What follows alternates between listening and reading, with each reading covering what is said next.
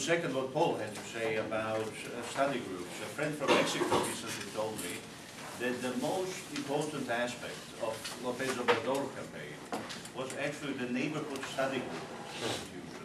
All over the neighborhoods of Mexico City, if you have been to Mexico City, it's a huge place. All over the working class neighborhoods, most neighborhoods of Mexico City, there were study groups. They were studying history and were studying different aspects of what Cindy would call people's power. And this, according to these friends of mine, was one of the most important elements in building what was to become extraordinary support for López Obrador, who eventually lost business candidate one. But unlike Paul, I would like to talk a little bit more about grand visions of insurrection and revolution. And on my way here, I was reading a website. It's an anarchist website, and it says, "No war but social war. Create new world from the ashes of the old." How does this fit with our idea of revolutionizing hope? I have to say I wasn't particularly moved. I was actually, when I was reading this sentence, I was feeling a slight discomfort. I will tell you why.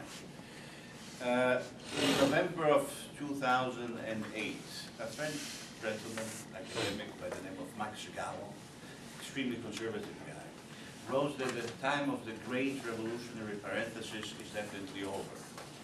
Quoting Victor Hugo, he said, "It's impossible to expect barefoot men marching on a desert world again. This kind of thing will never happen again. Any attempt of trying to have any kind of radical change will immediately result in the eruption of violence. Our society is extremely fragile, which means that the role of us, responsible people, is to keep those societies intact." And this call was heard by another French gentleman. His name is François Fauré. He's a very famous French historian of the French Revolution, who said, "Yes, this is exactly what the intellectual class should be doing. Everybody who thinks about radical change is either a terrorist or a totalitarian. We are condemned," he said, "to live in the world that we live in right now. To even imagine another kind of society is almost inconceivable." And almost dialectically, 1 month after that, this was November, we had Greece. Greek miracle. December of full of riots. There were not only riots, there were not only, as Marxists like to say, credit crunch rebellions. No, there were rebellions of dignity. It was a collective statement of presence, saying we don't accept reality as it is, and we rebel. It was tremendously inspiring. And for the month of December, I felt, as many others, there's this famous documentary from 1977, the title was "The Air Deep Down is Red," right? Or red and black. We really felt that there is something really important going on. Unfortunately, I went to Greece. I spent 4 months in Greece this summer. And I encountered something slightly different. Greece is probably the only existing anarchist movement or left libertarian movement in the world. I mean, I was completely impressed and I was transformed by this experience. But after December, after this wonderful riot, wonderful rebellion, wonderful collective expression of joy and celebration, well, the police came in, the state came in, terrible repression came in. And when I walked in the Exarchia, that's the anarchist-controlled part of Athens, there were wonderful graffiti saying, remember the 5th of December. And people remembering the 5th of December fondly. But the fire of the rebellion, shall I say, the glimmer of the rebellion, or revolutionary glimmer, was basically extinguished.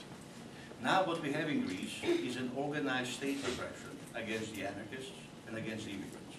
Actually, the minister of the Interior, said the greatest problems and enemies of Greek society are immigrants and anarchists. And he established a special police called the Delta Force. It's like the Chuck Norris police. Where he's going to help immigrants and anarchists to realize that they should probably relocate to some island in the Canary Islands. Greece is a serious place.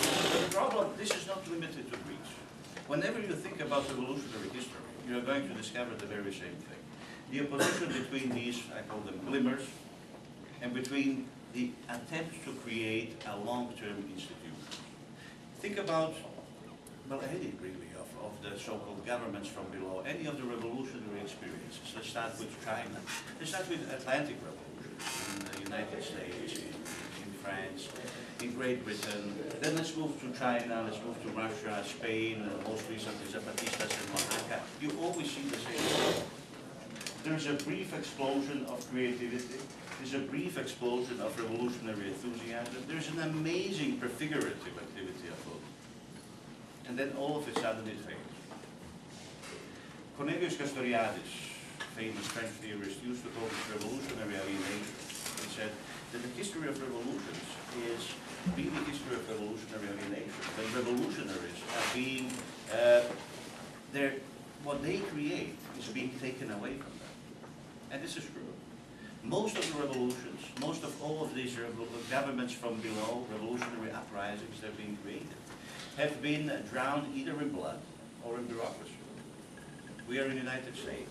If you go and read Tom Paine, probably the greatest Atlantic revolutionary, he says that 13 colonies were fighting the British. They were too busy fighting the British. That they had popular self-acting committees organizing the colonies on the principles of mutual aid and self-governance. You can actually read this in this book, The Rights of Man. But then he said all of a sudden, and he can't explain this, they decided to have a different kind of a constitution.